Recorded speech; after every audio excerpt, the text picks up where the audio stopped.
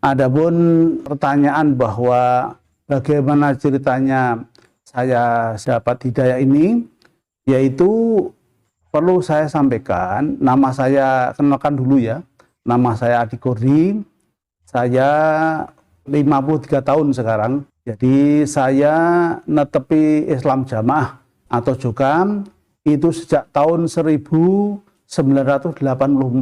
sampai dengan 2019. Jadi selama 35 tahun. Kemudian saya di Islam Jamaah atau Jokam itu banyak sekali dapuan atau jabatan. Di umum itu jabatan, kalau di Islam Jamaah dapuan, mulai dari ketua umum di daerah. Kemudian yang terakhir itu sebagai wakil imam daerah. Itu yang dapuan di Islam Jamaah. Adapun di dapuan sebagai pengurus organisasi yang melindungi Islam Jamaah, saya sebagai ketua DPD Kabupaten selama 5 tahun dan Kabupaten DPD Kota selama 5 tahun, jadi 10 tahun. Jadi saya insya Allah tentang Islam Jamaah banyak mengertinya daripada yang tidak.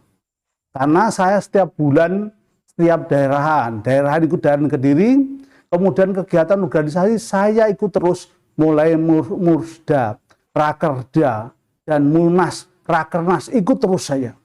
Bahkan sejak bujang, saya daerahan itu kalau tidur bersama dengan Mubalik Pak Bumi, Ustadz Kolil itu satu kamar dulu. Kemudian saya punya anak 10. Laki-laki 4 dan 6 perempuan, dan menjadi mubarik baligot mayoritas.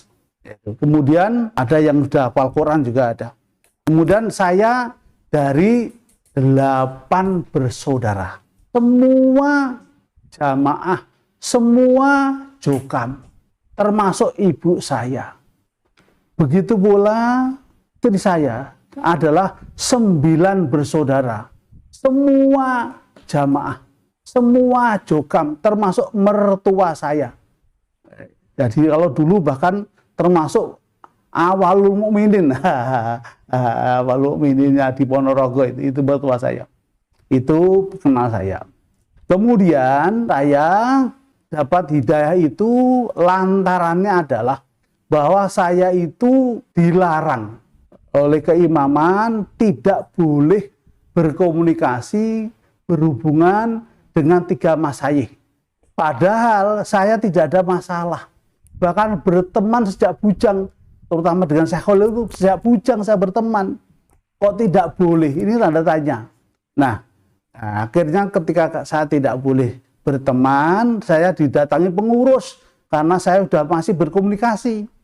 Setelah didatangi pengurus, ya kenapa masih berkomunikasi? Saya jawab iya. Nah itu kan sudah dilarang oleh keimaman. Saya sampaikan menurut dalilnya fa'inu mirabi maksiyah fala sam'a wala ta'ah. Kalau diperintah maksiat tidak boleh mendengarkan apalagi taat. Nah, katanya imam itu sudah musyawarah, tidak gegabah. Tapi kenyataan saya sampaikan, saya tidak itu musyawarah atau tidak musyawarah. Nyatanya menurut saya itu maksiat. Oh itu. Allah Rasul memerintahkan untuk berbuat baik, bersilaturahim. Lah kok ini malah melarang, termasuk semua tidak boleh berkomunikasi. Akhirnya karena saya dinyatakan tidak taat, maka kemudian saya tidak boleh mengikuti semua kegiatan jamaah atau Jokam, yaitu termasuk anak saya, semua anak saya tidak boleh. Itu padahal kalau boleh dikatakan seandainya saya dan saat itu saya belum tahu apa-apa, belum tahu apa-apa. Saya hubungan baik kok, itu aja. Nah, justru dari itu saya ingin tahu sebenarnya ada apa ini. Ulama-ulama yang disekolahkan di Mekah 10 tahun, 12 tahun, kok pulang membawa ilmu, padahal membawa sanad komplit. Lah kok malah nggak oleh, ini ada apa? Ada yang hati nurani saya bertanya ada apa ini. Maka saya semakin penasaran untuk mencari tahu. Nah, itulah yang saya alami. Kemudian ya karena saya di NI lah ya, di nonaktifan langsung Pak. Jadi begitu nonaktif langsung tidak boleh ikut kegiatan dan sebagainya. Itu.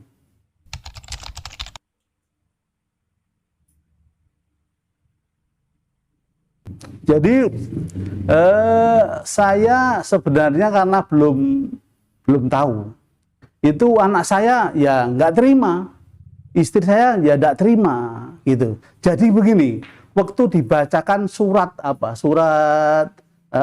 maklumat atau NA itu saya sedang di Gresik, di Pak Asmudi saat itu setelah Rohim dengan Pak Wahyudi dengan Pak Fauzi, ingin menanyakan apakah betul takfir dan sebagainya. Katanya Pak Lugo tidak boleh, takfir tidak boleh, orang larang ngaji tidak boleh, seperti itu. Nah, itu di istri saya yang ada dan anak-anak saya dipanggil di masjid sebelah ini, dipanggil oleh ada pengurus imam daerah, wakil imam daerah, semua imam desa dan kelompok, kemudian dibacakan hasil musyawarah. Katanya dari pusat seperti ini, karena Pak Kurdi sudah tidak taat, maka semua keluarganya tidak boleh mengikuti kegiatan amrin jami, istilahnya kegiatan jamaah atau jokam itu Islam jamaah. Lah akhirnya nggak boleh tanya, nggak boleh bertanya.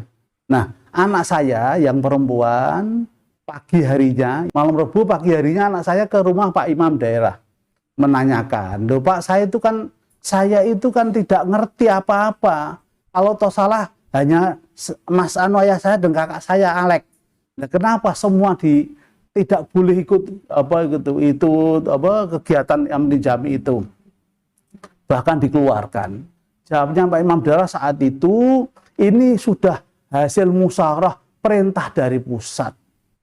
Kalau Mbak Sinta memanggil gitu, masih terjamaah, maka syaratnya ada dua. Ini. Satu, membuat pernyataan bahwa masih jamaah. Ya, lah Sinta anak saya bertanya, loh Pak, lah saya kan belum pernah keluar dari jamaah, mengapa harus buat pernyataan tetap jamaah? Itu. Ya bagaimana dengan yang lainnya? Ya itu akhirnya ya itu sudah hasil musyawarah. Ya, itu. Terus yang kedua yang berat itu, kalau memang tetap jamaah, maka harus membuat surat kewalian. Nah, anak saya kan sarjana hukum. Saya tanya, loh, bapak saya masih hidup, mengapa kok membuat surat kewalian? Katanya bapak udah kafir. Udah kafir, harus kewaliannya serahkan pada saya.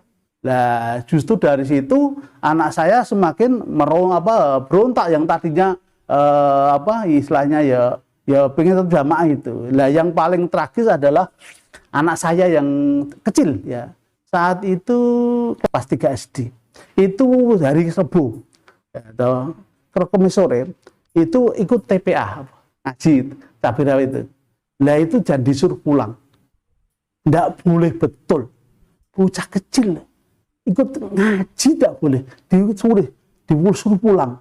Kalau mau baliknya, karena kamu sudah murtad semua, tidak boleh. Jadi saya itu nangis tuh di teras ini, anak saya itu menengah itu.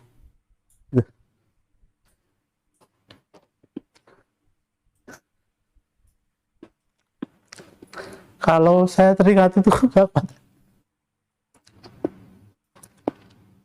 Ya, itu Pak. Jadi kemudian diperkusi, artinya semua diblokir. WA semua diblokir. Terus kemudian jamaah tidak boleh berkomunikasi dengan kami. Kemudian hasil musyawarahnya itu adalah rumah saya di pagar tembok. Jadi ini Pak, dulu teras nih.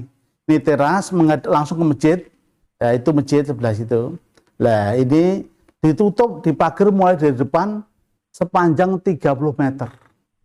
Nah, terus tingginya kurang lebih ya 4 meteran itu. Ini yang kami alami, Bapak.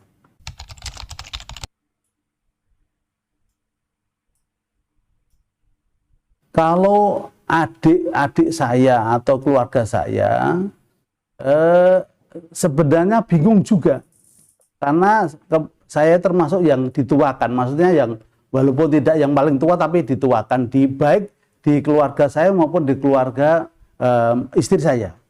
Tapi karena lebih kuatnya taat pada imam, jadi sampai pada saat saya punya mantu pun itu sudah berangkat dari Cilacap, itu telepon saya, sudah naik mobil itu dicegat oleh imam daerahnya, tidak boleh karena Kordi sudah kafir, sudah murtad, nggak boleh datang, ini perintah imam begitu. Nah, saya ngomong, Mak, itu kakak saya, setiap hajat, saya punya hajat itu datang, masa sekarang dia mantu pertama saya nggak boleh datang? Ini perintah, taat surga nggak taat neraka. Akhirnya nangis, nggak jadi berangkat ke Solo. Ini fakta. Nah, adapun yang lain-lain sudah sekarang dingin. Jadi dengan saya itu dingin istilahnya. Ketemu ya kalau saya nggak perlu ya nggak telepon dah. Beda dengan dulu sering telepon, sekarang tidak. Gitu.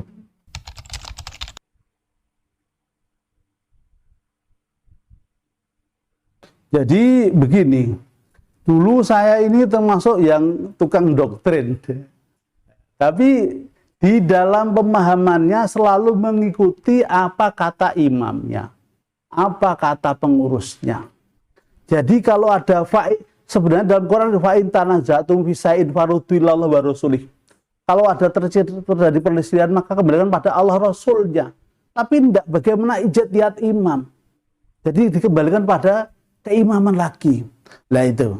Nah kemudian setelah saya hijrah ini, saya menemukan banyak sekali. Loh, padahal saya ini baru, banyak sekali yang menjadi salah pengertian, salah pemahaman. Itu di antaranya. Satu, masalah bab biat. Jadi di Islam Jamaah atau Islam Jukam itu, biat ini menjadi persyaratan sahnya Islam seseorang, ya biat itu. Walaupun orang itu sudah mengerjakan 5 rukun Islam, 6 rukun iman, tapi kalau tidak mengerjakan biat, yaitu biat kepada imam amir Islam Jamaah, tetap tidak sah Islamnya. Dengan dalil ucapannya Umar bin Khattab, innahu la islama illa bi jamaah wala jama'ata illa bi imarah wala imarata illa bi to'ah. Tidak sah Islam seseorang kalau tidak berjamaah. Tidak dikatakan berjamaah kalau tidak punya imam. Tidak dikatakan punya imam kalau tidak taat. Kalau di hadis lain katanya, itu karena nggak pernah disebutkan. Iya. Innahu la islama illa bil jamaah wala jama'ata illa bi imarah wala imarata illa bil bai'ah wala bai'ata ila bito'ah. Itu. Lah padahal setelah saya hijrah dijelaskan oleh para masyayikh, baru dong ternyata satu hadis ini doif. Jadi mauquf, pertama mauquf ya. Jadi bukan dari Nabi tapi dari Umar, tapi doif. Doif itu tidak boleh menjadi sandaran hukum. Ini bahaya. Tidak boleh menjadi sandaran kepada hukum yang menentukan iman dan tidak ini dalam Jukam ini ya. Nah, ini padahal doif, yaitu ada 2 perawi.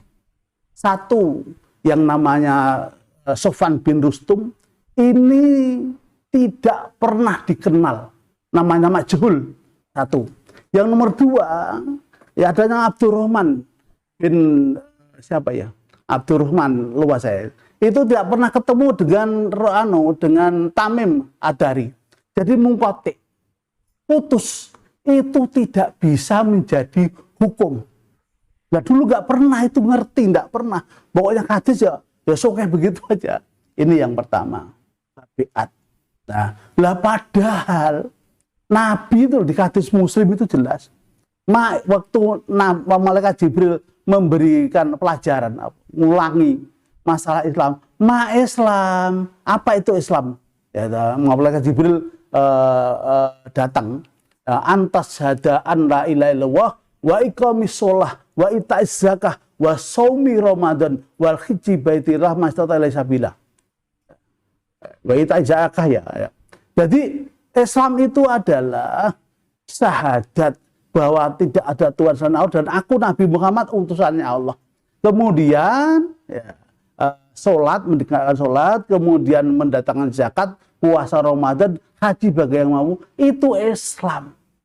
Itu sudah sokih, clear itu. Lah kok kalau tidak biat, tidak kanggo di dalam Islam Jamaah atau di dalam Jokam ini.